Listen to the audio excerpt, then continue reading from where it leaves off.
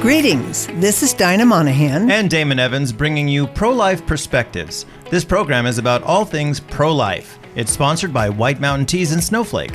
White Mountain Tees provides screen printing, embroidery, banner printing, merchandise with your logo on it, and much more for the White Mountain community. Whether it's 25 t-shirts for your family reunion or 5,000 for your big event, they can do it. Businesses can have a professional look with embroidered logos on jackets, hats, and other apparel. And Damon, they deliver. Yep, they deliver your order right to your door. From Payson to Winslow, Pinetop to Springerville. They bring it right to you. Go to whitemountaintees.com. That's whitemountaintees.com, or stop by their shop in Snowflake. Dinah, last week we talked about abortion as the American Holocaust, and we're going to continue the conversation about abortion. And many people don't want to hear about this subject, which of course is convenient for the abortion movement. Yep. Yet abortion is the flashpoint in our current culture upon which everything else pivots. How a culture treats its most vulnerable is an indicator of the health of that culture. Well, if that's the case, I think we're pretty sick.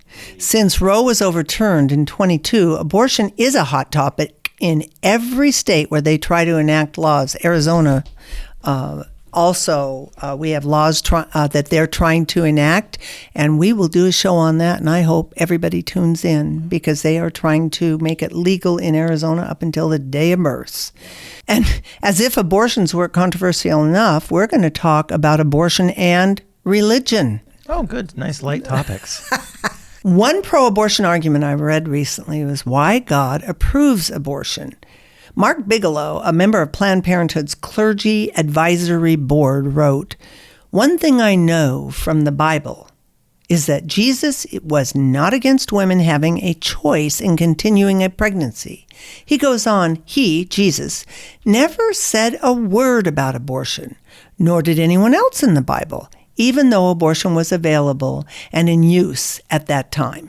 That's pretty faulty reasoning. If the Bible doesn't mention something specifically, then it isn't wrong. Yeah. The Bible doesn't mention pedophilia, but most of us know it's morally wrong. To take this position completely ignores the scriptures that denounce killing and defend life, not to mention the other writings of the early church fathers on abortion. Absolutely. One of the earliest writings of the church fathers was the Didache, which is dated around 150 AD. The writers were only one generation away from the apostles. What is that word, Didache? Didache? I think it's called the Didache. The Didache. And what exactly is the Didache? It was a document that gave guidelines and structure to the fledgling early church on all sorts of issues.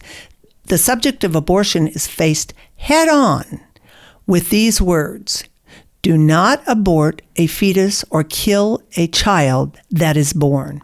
For the Christian church historically, abortion was tantamount to murder. In fact, the Romans had a practice of aborting babies post-birth by putting newborns outside the walls of the city to be killed by wild animals.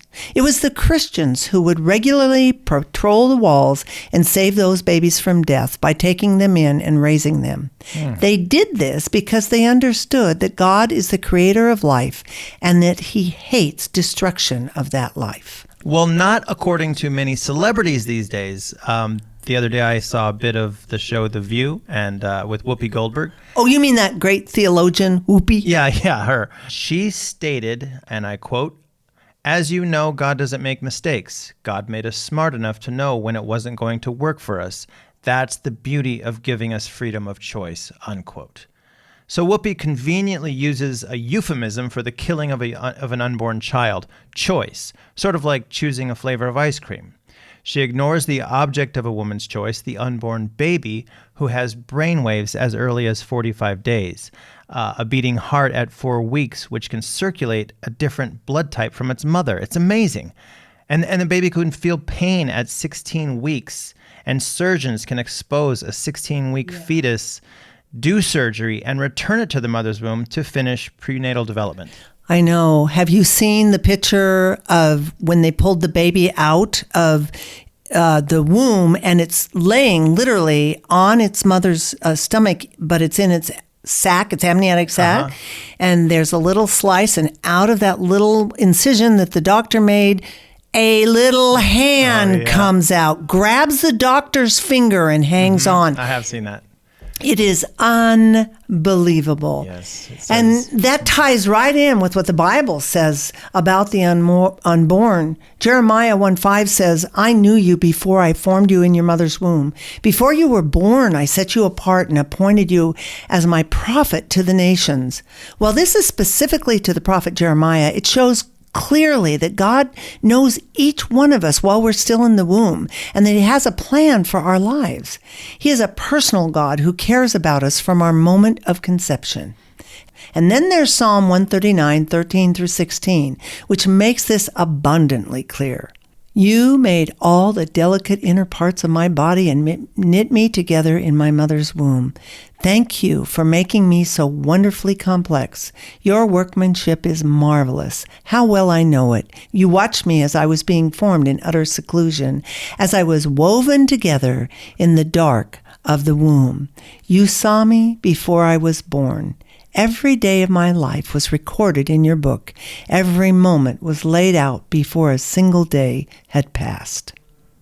Yeah, I think that makes it abundantly clear that the unborn baby is precious to God and has inestimable value as a human being. Yep. So basically, it has nothing to do with the fact that the baby is a human being. We all know the baby's a human being, a precious little baby. It comes down to worldview, which is why most pro-life activists believe in God. If you truly believe in God, as revealed in the Bible, it colors the lens through which you see life. It starts with human beings. To the atheist, man is no different than a worm, a cricket, or even an inanimate object like a rock. Man has no intrinsic value. Explain that a little bit more about intrinsic value. What do you mean by that? Well, if you look at the gold wedding band I'm wearing, it's beautiful. It has a design on it, and it's created by a master craftsman. But its value is not in the design or how it looks or how delightful it is to the eye. The value is found in the gold itself, whether it manifests in an intricate work of art or a melted down nugget of gold. Like this ring, man has value apart from our looks, our status, our money, performance, or anything else. Our value comes from God, and each one of us bears the imago Dei, the image of God. So to the atheist, the unborn baby is no different than, say, a caterpillar. They may know that it is a human being, but that means nothing because there is nothing of intrinsic value in a human being. Yep. This is why abortion and euthanasia go hand in hand. The same people who don't think a preborn infant has value also believes the elderly and infirm have no value, and killing them is simply a solution to a problem. The Christian believes that this life is only a prelude to another where they will be with Jesus for eternity. Their actions on earth matter because they believe in something that transcends this world. The atheist believes that when you die, that's it, nothing more. And therefore, abortion and euthanasia has no eternal significance. In their mind, it just solves a problem. Knowing this, you can look at the pregnancy care services in pregnancy resource centers and really see the hand of God in them, because they seek to help the woman in crisis, because they see her and they see her baby through God's eyes as precious and valuable. You're right. And you know, we have 3 centers in the White Mountains that have been in operation actually since 1994. And you founded them. Yes, I did, and I directed them for 20 years. Somehow I'm back, and I'm now president of the board. And there are so many adults alive now because we were there for the moms who believed abortion was their only answer. The babies born to them now have had children, and some have had grandchildren. Abortion doesn't just end a life, it ends a legacy. Check out New Hope Pregnancy Resource Center in Springerville, White River, and Show Low. Go to www.newhopepc.org. Supporting this amazing ministry is one way you can fight abortion and support pro-life. Well, our time's up, Dinah. I encourage our listeners to tune in next week as we'll expose the religious side of abortion, the Church of Satan. This should be fun. Yeah, right. And until next week, be safe, be blessed, be kind, and love life.